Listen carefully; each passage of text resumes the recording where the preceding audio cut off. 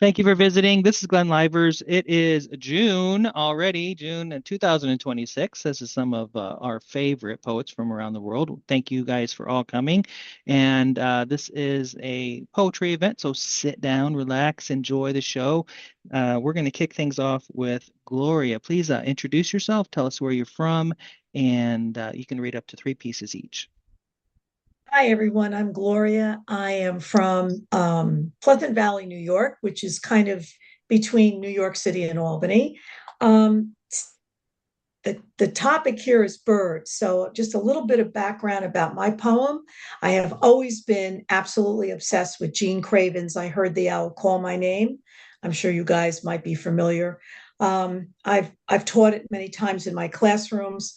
And so the Pacific Northwest indigenous people believe that when an owl calls their name, it means that death is imminent or that they're being called home. So my poem is kind of based on background. If you ask when, I'll not answer, for in my language there is no word for time.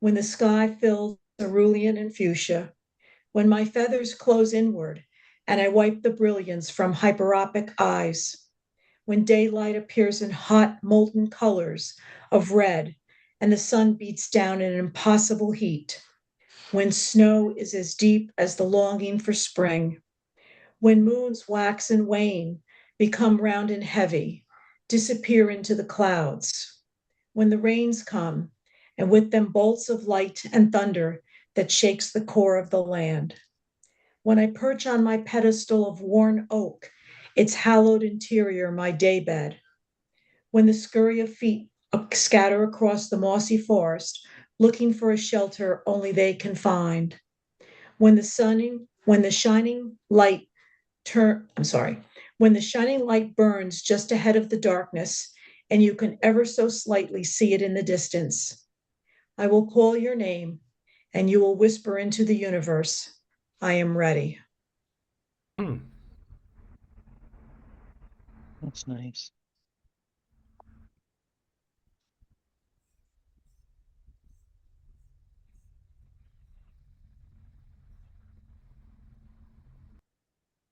I think that's it. Okay. Thank you very much. Um,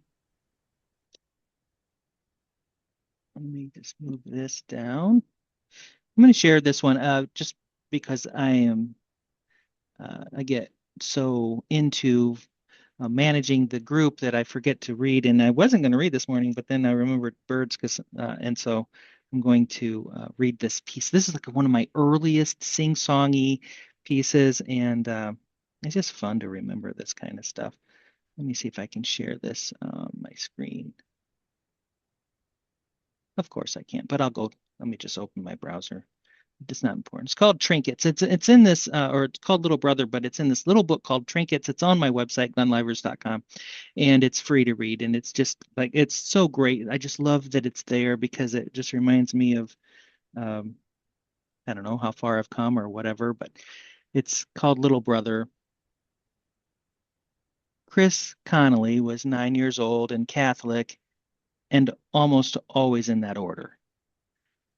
He went to Mass on Sunday at 7 and every Wednesday at 11.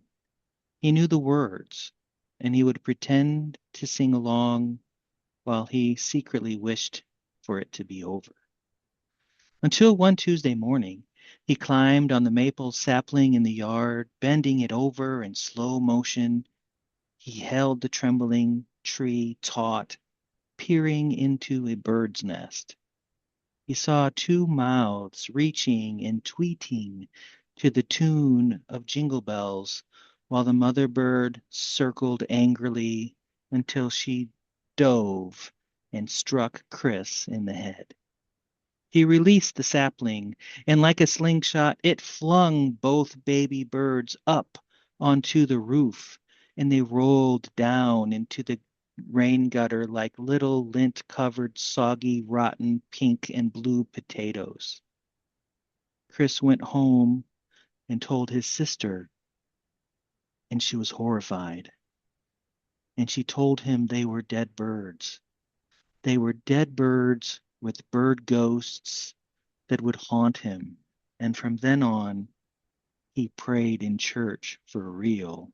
And when he went to bed, he clutched his Bible and wore his rosary around his neck.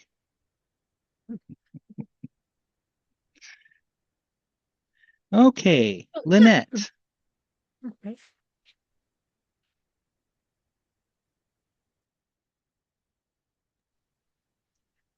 All right, can you hear me? I can. Tell us about yourself. I'm Lynette Esposito from Mount Laurel, New Jersey, and I do have a poem with a bird in it. It's called Ocean Bed. Where does the clay rest, or the orange dust before it leaves the shore, or bones long forgotten that slipped and fell, and fish that do not care for light, like broken wishes that flee the air from birds seeking to feed? What is there in this ocean bed where sleep is slept but never sleeping, where wet bones rise with the restless water dancing to a grim remembrance of some long lost tune in another era, when shoes and shirt made the man, and ladies fluttered false lashes up and down like delicate fans. I'm sorry, am I the only one that can't hear her very well? Okay. Silver flesh that greets the morning sun. Is it Whoops. okay? I Hello? think, yep, you're there. I think you're lagging a little. Let me turn the spotlight off. Can you try one more time, please? We'd love to hear it. All right. You want me to start from the beginning? Yeah, I think so, please. Okay. Ocean bed. Where does the clay rest, or the orange dust before it leaves the shore, or bones long forgotten that slipped and fell, and fish that do not care for light, like broken wishes that flee the air from birds seeking to feed? What is there in this ocean bed where sleep is slept but never sleeping, where wet bones rise with the restless water dancing to a grim remembrance of some long lost tune in another era, when shoes and shirt made the man, and ladies fluttered false lashes up and down like delicate fans or fly traps? Who reclines beneath this silver flesh that greets the morning sun, stays all day in the light like one great blanket of glitter and hope, until night pushes the sky to darkness and the ocean opens its great mouth and swallows time? Oh, that's great.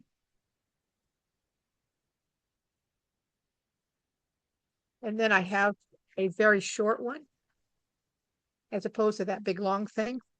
That's okay. White water bound clouds float free above a beached whale. White water bound clouds float free above a beached whale. That's it. That's an image. And then I have something that I wrote for fun.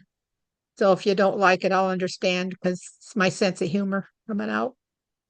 It's called As Time Passes, which sounds serious, but this really isn't. On the 12th night, Kate did the dishes that had built up from so much dining delicious. She broke the rest and went on home.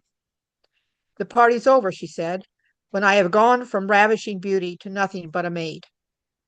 He stood at the door and watched her go. The sway of her hips made him long for her so. He did not follow her, for his kitchen was clean, and he was tired from the party scene. Tomorrow would give him time to woo the woman of his dreams, his Kate, his shrew.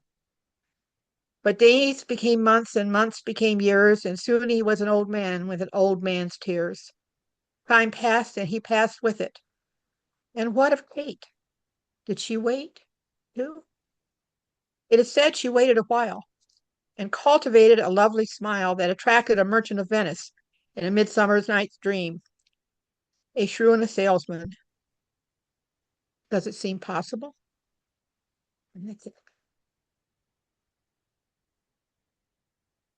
Thank you, Lynette. That was nice. Appreciate it. And thanks for starting over again, as I really did want to hear that, and it was worth waiting for. Really Oh, appreciate it. thank you. Okay, well, let's learn about KB Ballantyne. I have to commend you, Glenn, on your early trials with poetry because mine were certainly not that good. I'm reading to you from the northeast corner of Tennessee. I'm looking at the North Carolina mountains right now in the Cherokee Forest, and I'm going to read two poems from, if it'll come through, yeah, from I think it's seventh book, Edge of the Echo. This one is called Words Circling. To make my poems surge and sing, I would kidnap the color and chorus of birds. I'd seize the bright flash of bluebird that combines sky, hydrangeas, summer sea, and mix it with the wren's sun-bronzed song.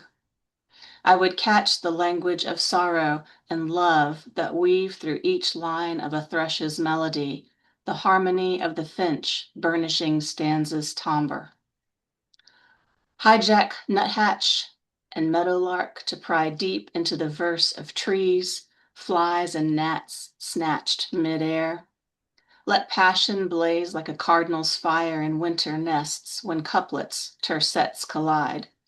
The shimmery pulse of hummingbirds capture cadence, sweetness, and luster so small, discovered only by tender readers. Circling above, blackbird inks words with a silent turn of curved head, listening to the rhythm, the shade, the echo of tears.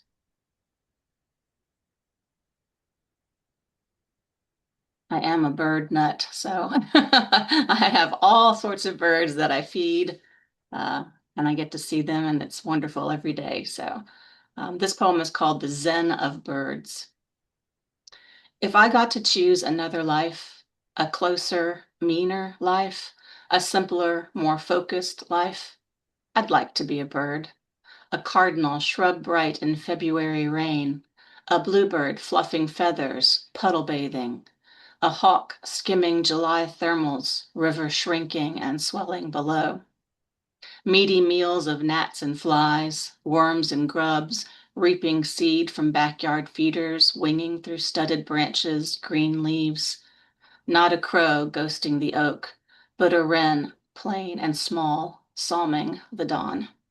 Oh, that's Thank great. you.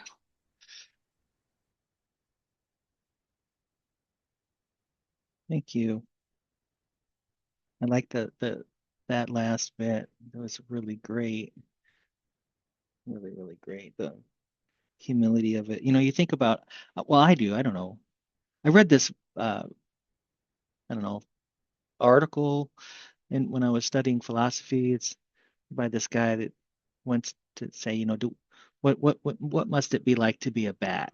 The experiences of the world that we have is so different, and then to think, not to personify, but to imagine what it must be like to be a bird and truly enjoy eating a worm.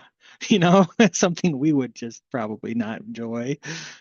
That's great. I love that. This is what poetry is about, takes you somewhere different and drops you off. It's just great. Let's hear from James Bethel. Where are you and what's going on? Uh, Thank you, Glenn. I appreciate it.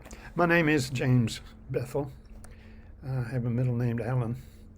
Shows up as James Allen Bethel. And I'm in Tulsa, Oklahoma, which is in the northeast corner of the state in what we sometimes call green country because it's so green. We are recovering from 6 inches of rain in the last 3 or 4 days. And the forecast now says 10 days worth of dry, so I get to mow my lawn in about 3 days. At any rate, um, I dug into the my own slush pile for bird songs and discovered that I had an eagle's nest worth. So I pulled down 3 of them They I couldn't see in my record if I'd shared them with you before. Um, if so, and they sound familiar, okay, okay. At any rate, this one is entitled "Wind Chime and Mockingbird Guitar." That final twilight hour has come. The one where trees hold their green breath one long moment before sighing into the black of night. Twixt dog and wolf, shepherds once and photographers call it still, and chien et loup is their favorite phrase. The birds call it silence. Like a moment of justice in an eternity of Libran balance, the wind chime has now paused in its harmonious clang, as have those two mockingbirds who've been chattering incessantly all evening with my neighbor's guitar, which has also gone silent. The world is struck dumb by beauty. Light speaks and all falls still in honor of that holy voice always there, but just now heard. The last note of the chimes honor the last breath of the light as it fades on my neighbor's door closing, and now in nests atop streetlights, the birds have fallen asleep. Hmm. This one is entitled Kyrie Eleison, and it was composed several years ago in a different house where I lived and had a giant maple tree that was in the backyard. At any rate, it went bad, and I composed this in honor of Ms. Maple. Kyrie Eleison. Ms. Maple was laid to rest today. Silence is all I can muster. To say more feels like a sacrilege, and yet here I am muttering away with words, carving with little more grace than a chainsaw some slight monument to her memory. Granny's dysfunctional family gathered in at 9 a.m. on rooftops and telephone lines to watch the woodsman execute his quick surgery. Noisy it was, and generated quite a bit of flutter. But the end was quick, and he eased her down. She'd stood for years guarding the triumph of her life, solving the great mystery of shadows for the patio on the west side of the house. Her giddy gold cloak, a proud reminder late into the fall for anyone who looked or cared. Her friends, that odd and merry band of warblers gathered in taller trees about 100 feet away. The cardinal sang one brief song. One wonders, as death comes to all that live, does grief, does a bluebird shed tears?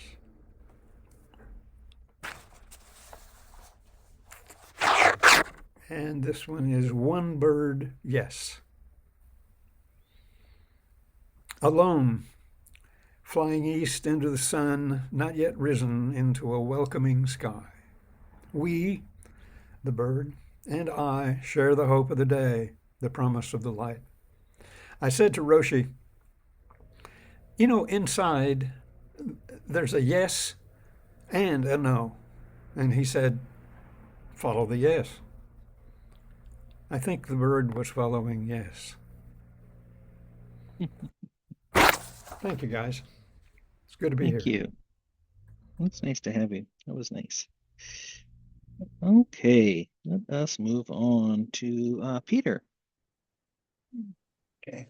Thank you, Glenn. I'm Peter. I live in New Haven, Connecticut, across the street from Yale, and all the Yaleys have gone home for the summer, so we have our city back. I have a poem about sparrows that was published last year in Connecticut Bard's Poetry Review called Sparrows in Rain. Sparrows don't know bupkis about sheltering from a downpour. I've learned this watching them in my backyard on a rainy Saturday morning in spring when rain clouds relieve themselves to the unforgiving chagrin of fastidious earthworms. Our feathered friends dart from one dripping branch to the next, and then another, and another, and yet another, because in some scrim dim collective recollection of their kind, they recall once escaping wetness that way. When they light by fortuitous chance on a branch umbrellaed by an overhead leaf or two, they fluff their sodden wings and hold themselves clever for finding the dry, which is why bird brain remains to this day an entry in Webster's. Thank And you. That's very good. I have two newer ones, not about birds, because I didn't know we were going to do birds today because I wasn't here last month. So, Hmm. first one is called No Matter. He who made the desert holy sanctifies all, no matter. This God of cancer wards and stained glass cathedrals, this God of crematoriums and fulsome meadows of milk cows, this God of the cloistered monk's Christmas fudge and the derelict's mound of sidewalk shit, he sanctifies it all, no matter. And the last one is called Good Joe.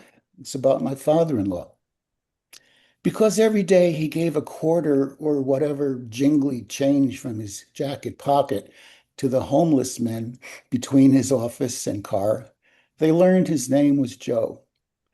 Don't call them bums, he'd correct his pals from the office. They're not bums, just down on their luck. The men smiled and called on the God of them all to bless him and his. If you visit that asphalt alley where the men congregated between hours of panhandling, you won't see them anymore.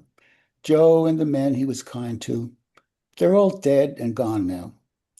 But something lingers there after all the windblown decades, an aroma of affection between men down on their luck and a hapless man himself just getting by. Oh, yeah, Thank that's you. good. That's a good, solid ending. Um, Peter Yaremko, by the way, for the people that are watching, if you want to look him up, follow his work. Um, and solid as always, Peter. Thanks for the reading. We appreciate you.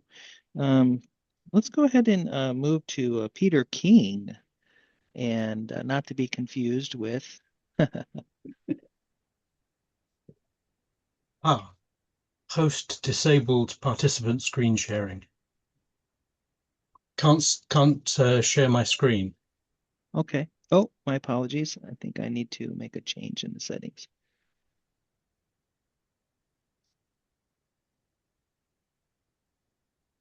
There you go. You should be able to do it. And I apologize for that. Ah, yep, thanks. Where am I? Okay, you can see that all right? Yes. Mm.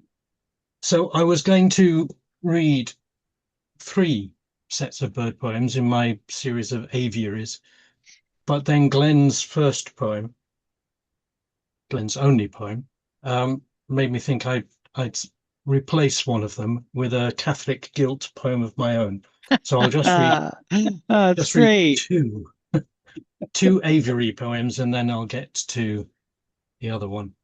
So they're all in 3 parts. Aviary 2. From the ground, the starlings seem in mourning, wheeling in the evening sky, funereally fine and inappropriately joyful. Look closer, though, and see the iridescent emerald and sapphire mingled with the jet, the way the sun sparks colors from the intricacy of their plumage, and the beads that are their eyes.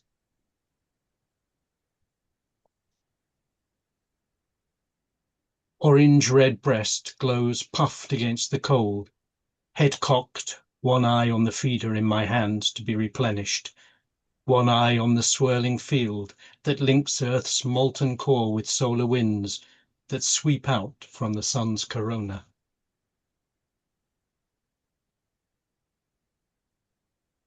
All we see, a streak of neon turquoise down the stream, or a shiver on the wind, a splash and frantic silver flapping, drowning in midair, gulped down whole, convulsively. Hmm. Then aviary 3. A black-backed gull on a telegraph pole, in haughty raucousness, its plumage bright against the clouds, sharp contrasts, pristine white and black.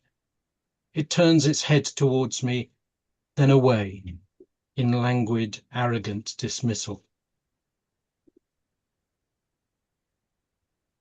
Two crows sit on a red roof ridge, heads cocked to listen to the hungry cheeps that echo somewhere underneath their feet, fresh hatched and inaccessible. In silhouette against an aluminium sky, tail feathers trailing, flies a single magpie, sorrow in its beak. Well, those are the aviaries, and now this is one I've only written very recently, but it's from the very first part of my unauthorized autobiography in verse called Trickling Grains of a Life, which I've now nearly finished. Walking back to my seat, with Jesus stuck to the roof of my mouth, his papery white flesh bloodless, dry and desiccant. I try to squeeze out Theodolite. I made this word up, so can't even pronounce it. I try to squeeze out theodializing saliva, but I'm as dry as Father O'Brien's sermon. Will it always be there? Will drinking be sacrilege now? Am I doomed to die of thirst unless I slough off what belief remains to me? That's that. That's funny. Is anybody, I'm not a Catholic now, but when I was a kid, I was raised Catholic, and I don't know if anybody, if you're not Catholic or you just never brushed up against it, you're never going to understand the enormous pressure that comes with going up for communion, and you have to like not drop Christ. You know what I'm saying? You can't drop. It's it's an amazing religion and great foundation actually for me. But it talking about Catholic guilt. Luckily, I never dropped the host, but I was paranoid, absolutely terrified of it. And that's such a strange thing to say in the middle of a poetry reading. Uh, it is the middle, and let's talk about the prompt for next month briefly. So the prompt next month will be heat, Heat, heat, which is kind of good for July, I think. And we'll see where that takes us. So whatever you make of that, I'm not going to, a couple of different ways to interpret the word heat, of course. Do with it what you would like. And let's move on to Emily. Can you introduce yourself? Hi, my name is Emily. I think I'm the only person who's not in the east part of the country. I'm in southern Oregon in a small town. I am fairly close to Crater Lake National Park, if you've ever seen a picture of what that looks like. In the high desert, speaking of heat, we don't have any right now, but it'll certainly come. I'm going to read two poems. I'm going to share my screen. They are incidentally related to birds, but not exactly directly. So let me see if I can figure out how to do this. Let's see. Hmm. I share that. This one, is that right? Let me see. Does that work? Ah, Yeah, yes. yes, quite nice. Okay. Watching the world turn. That's all I did alone the whole day. First, the sun up high, now among the trees, finally down behind the distant rocks. 100 miles of Medicine Mountain's fractured lava flows. Then the full moon shining through the eastern pines, later overhead, at last down the same sun's path behind the rocks, Again, sunrise through the trees, illuminating snowy patches. Finally, I drove back to the county road, the mud drying as the track climbed the desolate flow itself. I heard, but didn't see, a solitary woodpecker as I stopped to stare in the almost silence. Not one car or person, no chipmunks or deer yet, a couple of mountain chickadees, my dog's tracks, tire marks in the dust. Not lonely. Uh, let me do it again with the other one. Share. I figured this out. Okay. I got it. Okay. At the end of the river, the dark bent knives of gulls. At dusk, the sea swallows the sand. The gulls rise up in the rose light, a troop like a white marching band. At dusk, the sea swallows the sand, no longer dry. The birds don't land, they float past the cliffs out of sight. At dusk, the sea swallows the sand, the gulls rise up in the rose light. At dawn, the gulls stand placidly by, damp wings folded close to the breast, just where the broken clamshells lie. At dawn, the gulls stand placidly by, silent in the early chill without a cry that might dislodge a neighbor's rest. At dawn, the gulls stand placidly by, damp wings folded close to the breast. Well, those are what I have for the moment. Thank you for Beautiful. listening. Oh, appreciate it. Good use of the technology too. Thank you for that. It was very, very well done. Uh, Linda, can you introduce yourself? Yeah, that's me. I'm Linda Imbler, and I'm in Wichita, Kansas. I'm going to read two poems today, and I apologize if I sound raspy or if my voice catches. My allergies are going haywire today, so we'll see how this goes. First one is called Wings. As the beating of the wings of birds, my mother's fluttering eyelashes, seen with my infant eyes, as I studied the face of the first person I ever loved. As the beating of the wings of birds, my friends' fluttering hands, emphatic with anger, comic with hilarity, revelatory with gossip, as I listened to both their wisdom and their folly. As the beating of the wings of birds, the fluttering in my chest, the first time I saw him, the first time he touched me, and all times thereafter. As the beating of the wings of birds, the soft fluttering of ancient wings, the wings of those who come to comfort me, sit at my bedside, sharing with me my final hours. The next one is called The Bird. Underneath, pulled downward by shame, is where you find me, caught inside a mesh of ruin, tied down tightly. You, the bird, fluttering, male angel, angel man, you transform talons to hands, lifting me up, rising into sky. Your hands so kind, your hands so musical, your song precious, grace filled. The beat of wings so softly aids us up, translucent, just gifts from God, saving me from the burn of the sun, redeems me from my sins. Still letting through the pure light. Ligatures once served to bind, now release. My self-made trap rips to shreds as my seraphic bird, hands so kind, so musical, take us home, stumbling turn to flight. Thank you. Thank you. Very nice. Thank you. You know what, Linda? I see so many of these poems coming across my desk that have the repetition on the first line, but starting it with the simile,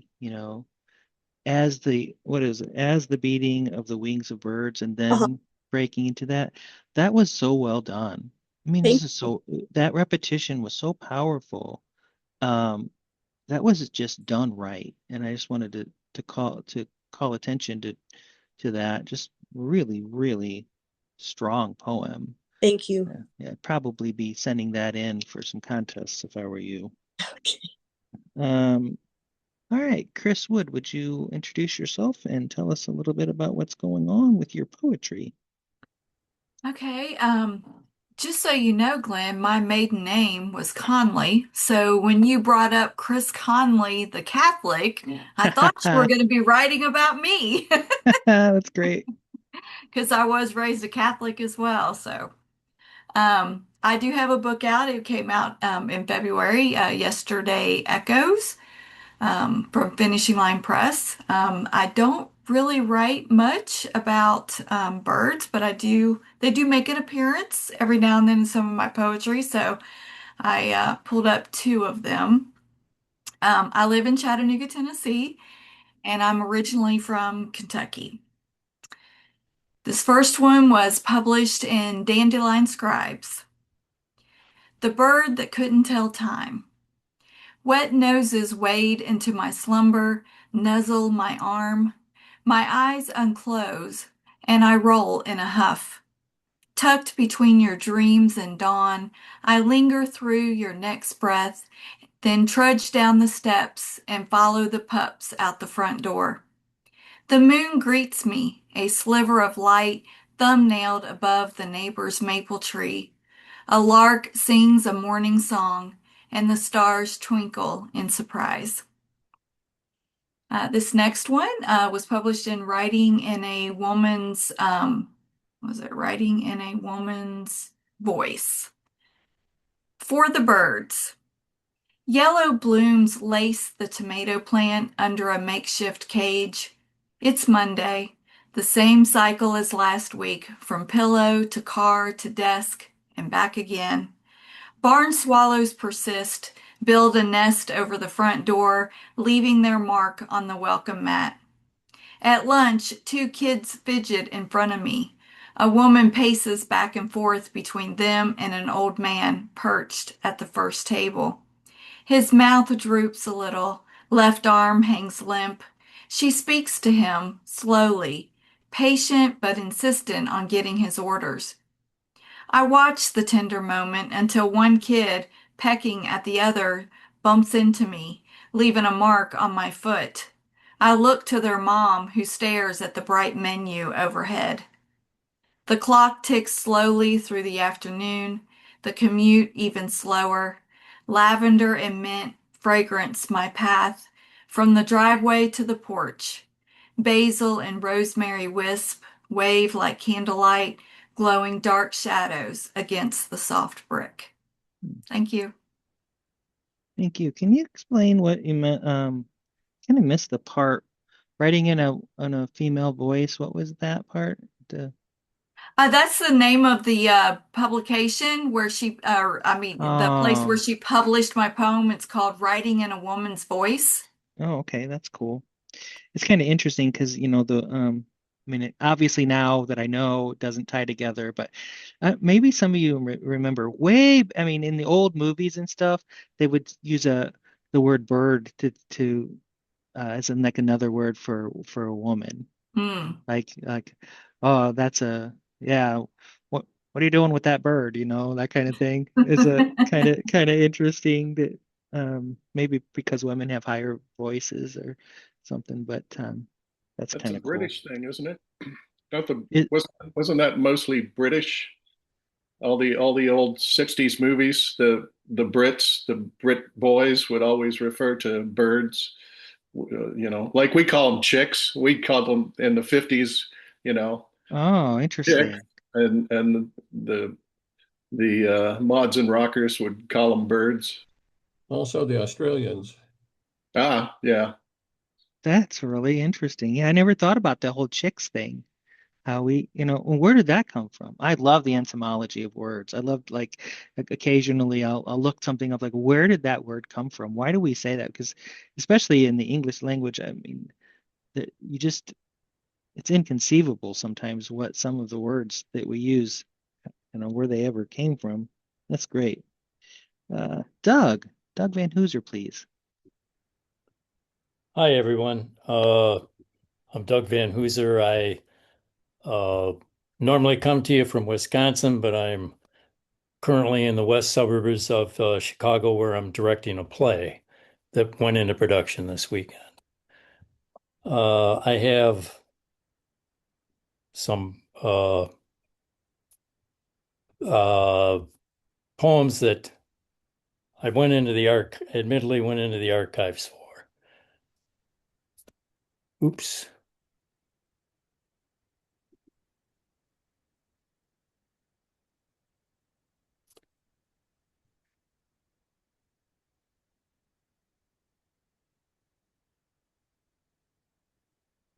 Hmm.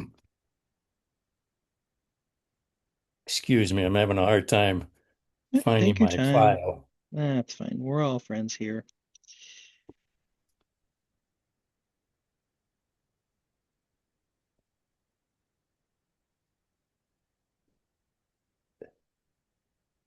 Kind of wonder what's the equivalent for we call, you know, we used to call women chicks. What was the equivalent for guys? Dudes or I don't know. Cats. Cats? Cats. Yeah. Oh, he's a Yep. cool Cat. cat. I've heard that. Cool Yeah, that's cat. a cool Yeah. cat. Yep. Yep. I think the Well, the I have to feminist movement might apologize. have something to say about that whole cats eat birds and prey on them thing, There you go. Start a whole gender studies class on this. Yeah. There Yeah. you go. I'm sorry, Doug. Go ahead when you're ready. If you will, Glenn, move on to somebody else. Yeah, I'll I come had a back. temporary file and apparently I deleted it, so I need to go find it. Yep, go ahead. Let's do Mike. Hi, I'm Mike Cost. I live in Littleton, Colorado, which is just outside Denver. And I was actually kind of excited about this because I recently moved my desk so that I can look at my bird feeders while I'm working. And Cool. I had a couple pieces I was working on based on that. So thank you for picking the topic. This first one is called Virtual Attention. In the Zoom room, my gaze connects with utmost intent. The screen does not capture my attention focused beyond the camera to the birds feeding outside my window.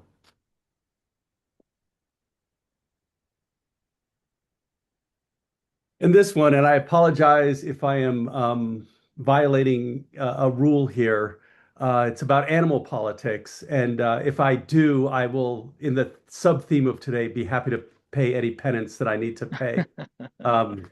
Because that was on my attention. So this is called My Yard is a Kleptocracy. I pour the feeder full with seeds to attract the birds. Looking through the window, I see a squirrel climbing down, ever so stealthily, to grab his God-given reward, the fruit of his misbegotten labor.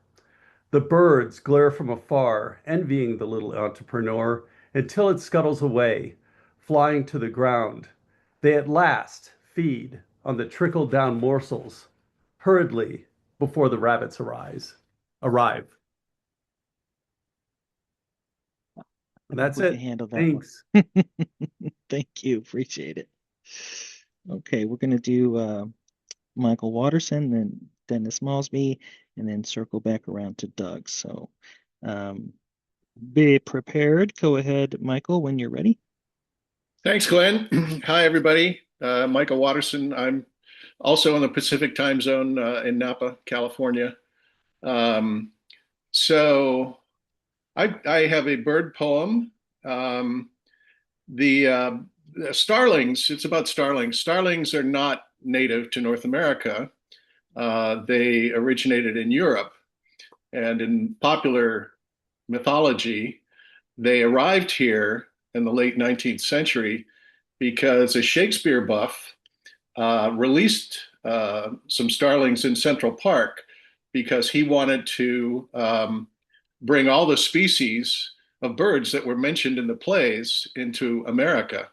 And of course, like all invasive species, they took over to a large extent. That's mostly been debunked by DNA that was the sole origin of starlings, if it happened at all. This happened to win a third place prize in the Helen Scheibel sonnet contest a few years back, and was subsequently published in Two Thirds North, the magazine, literary magazine of the University of Stockholm, and in my chapbook, Sidereal Selfies, out of Philadelphia, Moonstone Arts out of Philadelphia. So, a long lead up, short poem. Much ado about starlings. It's said their startling murmurations ply our New World skies because a Shakespeare buff released the species mentioned in the plays in Central Park, which hatched a pestilence, a catastrophic butterfly effect of scribblings by a long dead playwright's quill for cattlemen and pilots, among others, who view the bird as foulest of the foul. Migrating page to page and mouth to ear, year after year, this fanboy origin seems groundless now, a flight of fancy launched by airy musings of a nature writer, and thus the bard, who long since bid adieu, regales us from the grave with tales anew.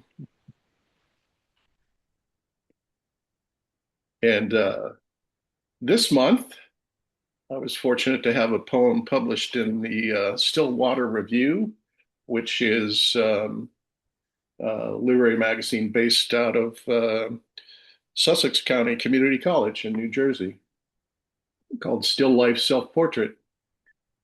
The cockeyed mouth of the vase tells me Cézanne stepped away from the table to stir the stew, answer the door, leaving the uncorked bottle of Syrah breathing next to the tempting Anjou pear, cheery red cherries, careless black figs, and noble grapes, crowned with a topaz apple placed in the bowl so the viewer can't see the bite he took. Thank you. Thank you. Appreciate that one. Oh, let's see. Let's move to our war poet, Dennis Malsby, please. Hey, Dennis, good to see Hi, you. Thanks for guys. coming. Yeah, I'm a little late. I fell asleep in my recliner. Well, But I'm all relaxed. there you go. I live in Bloomington, Minnesota, and we do have a little folk saying about how we deal with heat here in Minnesota. We have 9 months of winter and 3 months of poor skiing. So I do have a series of haiku, and they vary from traditional to free form about Oops, birds. there you go. And I think they've got, can you all see the screen okay? Yes. Shouting men on red dirt, rooster sumos fight. Shouting men on red dirt, rooster sumos fight. Feathers flush rainbows, wings whir over corn stubble, shotgun barrels lift. Hmm. Feathers flush rainbows, wings whir over corn stubble, shotgun barrels lift. Chickens scratch red dirt, white sheets snap in a scold wind, coyote waiting. Chickens scratch red dirt, white sheets snap in a scold wind, coyote waiting. Red-hoofed fire gallops across a field of parched grass. Crows wing roll through the smoke. Red-hoofed fire gallops across the field of parched grass. Crows wing roll through smoke. Bubble bath. Rubber duckies grow piranha teeth. Bubble bath. Rubber duckies grow piranha teeth. Combs and wattles shake.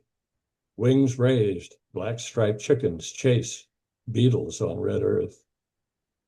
Combs and wattles shake. Wings raised, black striped chickens chase beetles on red earth.